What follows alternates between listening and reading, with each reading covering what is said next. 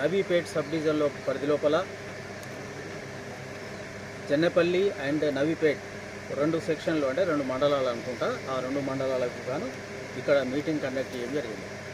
Local కోర్టులో మేము చేయవలసిన పనులు ఏంటంటే కన్సూమర్స్ కానీ రైతాంగానికి కానీ ఎలాంటి ఇబ్బంది కలగకుండా వాళ్ళకు ప్రాపర్ సర్వీస్ అన్నది ఇవ్వడం అన్నది జరుగుతుందా లేదా, 24 అవర్స్ అంటే నాణ్యమైన కరెంటు అందుతుందా లేదా కన్సూమర్స్కి రైతాంగానికి.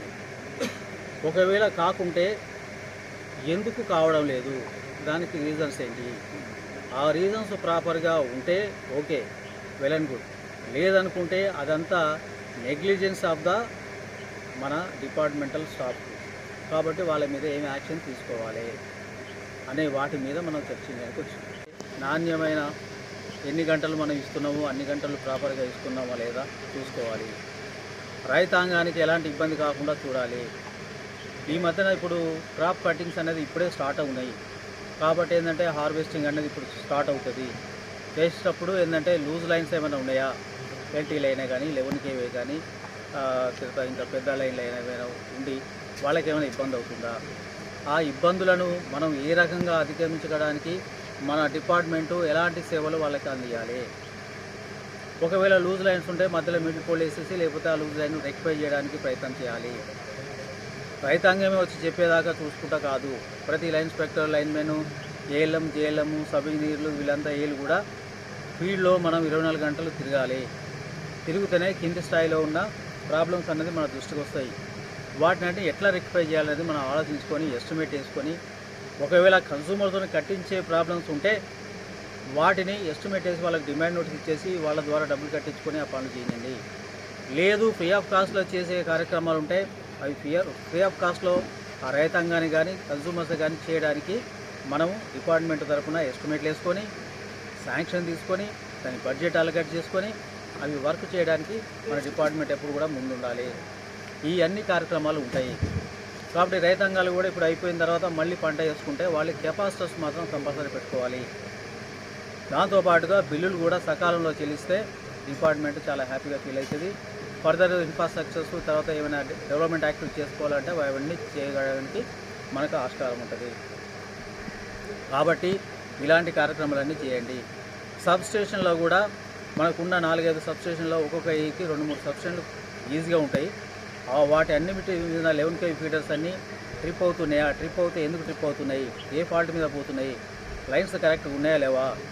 నేను ఇక్కడ చూసుకుంటూ వస్తుంటే ఒక ఏరియా దగ్గర అది పాల్దా దగ్గర ఒక సబ్స్టేషన్కు అది సబ్స్టేషన్ అది మన ట్రాన్స్ఫార్మర్ యొక్క బుషింగ్స్ ఉంటాయి కదా, బుషింగ్ కూడా క్రీపర్స్ అట్లా చుట్టుకుంటూ వస్తున్నాయి. కొంతవరకు వచ్చింది అది మనం చూసుకోకపోవచ్చు. కానీ అప్పుడప్పుడు మనం ర్యాండమ్ చెకప్ చేసుకుంటే అవన్నీ మనకు ఏఎల్ఎం తిరుగుతుంటారు కాబట్టి వాళ్ళకి తెలుస్తాయి. వాటి ఏమిటి కింద కటింగ్ పెడుతూ కట్ చేసినా అయిపోతుంది. అవన్నీ చేసుకోవాలి. క్రీపర్స్ పెరుగుతుంటాయి. ఇది వర్షాకాలం కాబట్టి విపరీతమైన వర్షాలు వచ్చినాయి, చాలా మటుకు మనకు డ్యామేజ్ అయినాయి, కొన్ని లైన్స్ ఇబ్బంది అయినాయి. అవన్నీ రెక్టిఫై చేసుకోవడానికి ప్రయత్నం చేయాలి. మళ్ళీ ఫర్దర్గా రైతాంగం మళ్ళీ వాళ్ళు క్రాప్ వేసుకోవడానికి ముందే ఇవన్నీ రెక్టిఫై చేసుకోవాలి.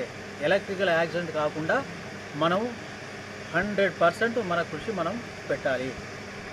అలాంటప్పుడే రైతాంగం బాగుంటారు, తర్వాత మిగతా కన్సూమర్స్ బాగుంటారు. వాళ్ళకి 24 గంటలు సప్లై అయితే ఎప్పుడే ఇస్తామో దాని ప్రకారంగా మన కన్జంప్షన్ కూడా పెరుగుతుంది. దాని తగ్గట్టుగా బిల్లింగ్ అవుతుంది. ఆ బిల్లింగ్ ప్రకారంగా వాళ్ళను బిల్లులు కట్టడానికి వాళ్ళకి ముందుకు పోయేసి అవన్నీ వసూలు చేసుకోవడానికి ప్రయత్నం చేయాలి. ఎన్ని కార్యక్రమాలు మన మీద ఉన్నవి, మనం ఎన్నో చేస్తున్నాం. ఇంకా ముందు చేసి ఇంకా చేయాలి. మన సీఎండీ గారు కొత్త యాప్లు అంటే అప్డేట్ చేస్తారు.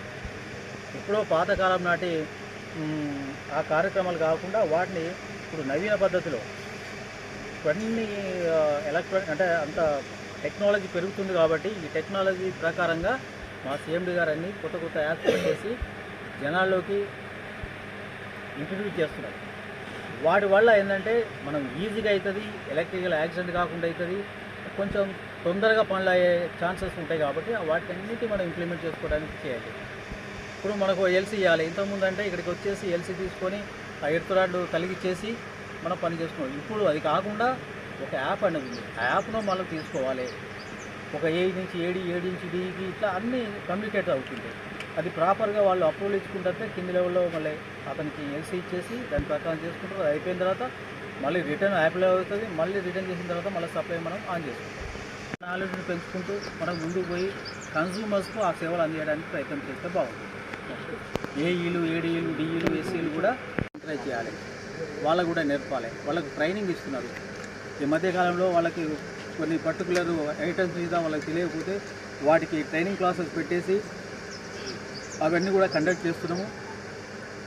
హైదరాబాద్లో కానీ వరంగల్లో కానీ ట్రైనింగ్ క్లాసెస్ ఇచ్చేసి వాళ్ళను మనం ఎంకరేజ్ చేస్తూ వాళ్ళకి నాలెడ్జ్ని పెంచుకోవడానికి ప్రయత్నాలు కూడా ముమ్మరం చేస్తున్నాం. కాబట్టి ఇవన్నీ కన్సూమర్స్కి 24 గంటలు మనం సప్లై ఇచ్చిన వాళ్ళమవుతాం, నాణ్యమైన కరెంట్ ఇచ్చిన వాళ్ళమవుతాం. వాళ్ళకి 24 గంటలు సప్లై అయితే ఎప్పుడు ఇస్తామో వాళ్ళు కూడా హ్యాపీగా ఉంటారు. వాళ్ళు హ్యాపీ ఉంటే మనం అంతా హ్యాపీ. మన కన్సూమర్స్ అయితే ఎప్పుడైతే మనకు ఒక సామెత ఉంటుంది, మహాత్మా గాంధీ ఏమంటాడు, కన్సూమర్ ఇస్ అవర్ గాడ్ అంటాడు. అంటే కన్సూమర్స్ డిపార్ట్మెంట్ మీద డిపెండ్ అయ్యి లేరు. మనమే కన్సూమర్, అంటే మా ఎలక్ట్రిసిటీ డిపార్ట్మెంటే కన్సూమర్ మీద డిపెండ్ అయి ఉన్నాం. ఎందుకంటే మా కన్సూమర్స్కి మేము కరెంటు ఇవ్వకపోతే, వాళ్ళు వాడుకోకపోతే మాకు రెవెన్యూ కరెక్షన్ రాదు. వాళ్ళకి సేవ్ చేయకపోతే మాకు ప్రాపర్ అది రాదు. కాబట్టి ఏంటంటే వాళ్ళు మాకు దేవుళ్ళు లాంటివి. మేము అమ్ముకోవాలి, వాళ్ళ నుంచి మేము వర్క్ చేసుకోవాలి. మళ్ళీ ఫర్దర్గా ఇంకా కొంత డెవలప్మెంట్ యాక్టివిటీస్ అనేది పెంచుకోవాలి. ఇలాంటివన్నీ ఉంటాయి. కాబట్టి వీటన్నిటిని దృష్టిలో పెట్టుకొని మనం ముందుకు పోవాలి. ఎస్పెషల్లీ ఓఎండ్ఎం స్టాఫ్ ఇవన్నిటిని దృష్టిలో పెట్టుకొని మరి ప్రతి కన్సూమర్స్ కూడా ప్రాపర్ రెస్పెక్ట్ ఇచ్చేస్తే వాళ్ళు కూడా మనకు ఆ రకమైన అంతకంటే రెట్టింపు రెస్పెక్ట్ ఇచ్చి మరి మన సంస్థను ఆదుకోవడానికి వాళ్ళు కూడా ప్రయత్నం చేస్తారు. కాబట్టి especially sub engineers, AEs and AOs, ఏడీలు, ఏఈలు, డిఈలు, ఎస్సీలు అందరూ కూడా మరి ఇది కార్యక్రమాన్ని మరి విజయం చేసుకుంటారు. తర్వాత ప్రతి సోమవారం రోజు ఇక్కడ మన ప్రజావాణి కార్యక్రమాలు ఉంటాయి. మరి నాకు తెలిసిన వరకు అక్కడ మాత్రం ఎలాంటి అప్లికేషన్స్ వస్తలేవు. శంకరేడి పొలం మాటలు కూడా రైతాంగానికి ఏమైనా ఇబ్బందులు ఉంటే అవి కూడా చెప్తారు, అవి కూడా చేసి పెట్టాలి. ఇలా ఎన్నెన్నో ఉన్నాయి కార్యక్రమాలు. అన్ని ఎంకరేజ్మెంట్ చేస్తున్నాం. తర్వాత మే నెలలో ఫస్ట్ వీక్ 10 days ఈ భద్రతా వారోత్సవాలని పెడుతున్నాం. ఎలక్ట్రికల్ యాక్సిడెంట్ కాకుండా ఏమేమి చేయాలి ప్రతి సంవత్సరం పెడుతున్నాం.